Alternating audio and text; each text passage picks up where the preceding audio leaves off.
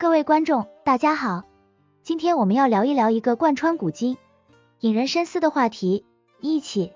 提到义气二字，您是否立即想到了那些重情重义、两肋插刀的英雄豪杰？他们为了朋友可以赴汤蹈火，为了正义可以舍生忘死。那么，什么是义气？义气究竟有着怎样的魅力，能在历史的长河中熠熠生辉？就请各位跟随我的讲述，一同走进义气的世界。首先，让我们回到东汉末年，天下大乱，群雄并起的时代，有3位英雄人物，刘备、关羽、张飞。他们在桃园中举杯对天，焚香盟誓，结为异姓兄弟。这就是历史上著名的桃园三结义。刘备感慨道：我们虽然不是同胞兄弟，但志同道合，共谋大业，愿同心协力，救困扶危，上报国家，下安黎民。关羽和张飞也慷慨回应，3人从此同生共死，患难与共。他们的故事展现了义气的真谛，生死之交，患难与共。在之后的征战岁月中，关羽为了守护与刘备的誓言，过5关斩6将，千里寻凶。他宁可舍弃荣华富贵，也要追随兄长。这份忠诚与执着令后人敬仰不已。张飞性格刚烈，勇猛无比。在长坂坡之战中，他独自一人挡住曹军数万大军。于桥头大喝：燕人张翼德在此，谁敢与我一战？他以一己之力震慑敌军，保护了百姓和大哥的安全。这样的一胆忠肝，令人肃然起敬。义气在这里体现为对朋友的忠诚，对誓言的坚守，对正义的执着。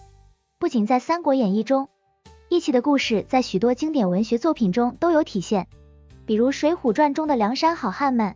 宋江号称及时雨，仗义疏财，广交天下英雄。他召集了108位好汉，上梁山聚义，喊出了替天行道的口号。梁山好汉们各有所长，但都有一颗热血之心。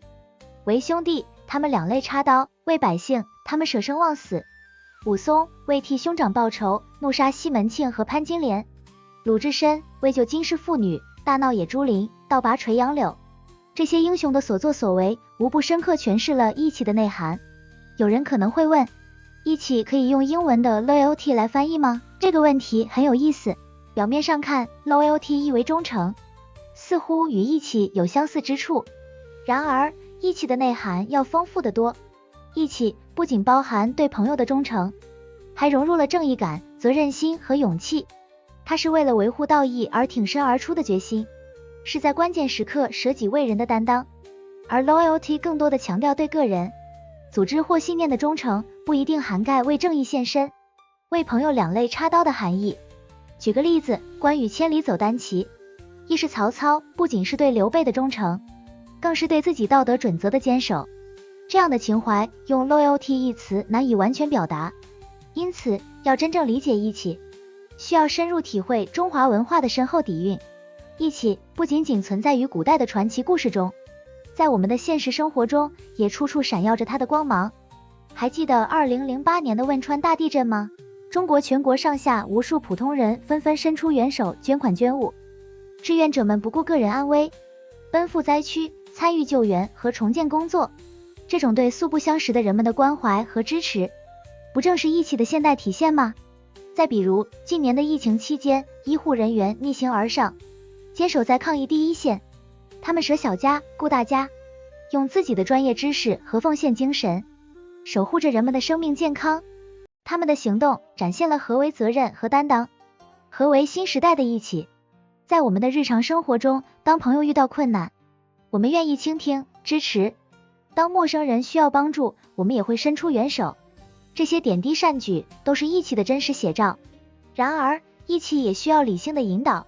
古人云：义，礼之所当然也。在弘扬义气的同时，我们也要明辨是非，遵守法律和道德准则。曾经有这样一个故事，小李的朋友因为经营不善，欠下巨额债务，向小李求助。小李明知朋友平日里挥霍无度，缺乏责任心，但为了表现义气，还是倾尽所有借钱给他。结果朋友并未悔改，反而继续挥霍，最终陷入更深的困境。这个故事告诉我们，小李的行为并不是真正的义气，而是盲目的纵容。真正的义气应该是在朋友误入歧途时，及时劝诫，帮助他认识错误，改过自新，对朋友的错误行为置之不理。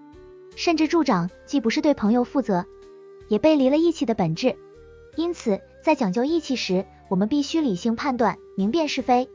义气并非一味满足他人的要求，而是要坚持原则，帮助朋友走上正途。只有这样，才能真正体现义气的价值。在现代社会，义气依然具有重要的价值和意义。它是人际关系的纽带，是构建和谐社会的重要元素。在职场中，同事之间的相互支持与合作，共同面对挑战，这是义气的体现。在家庭中，亲人之间的守望相助，共度难关，也是义气的真实写照。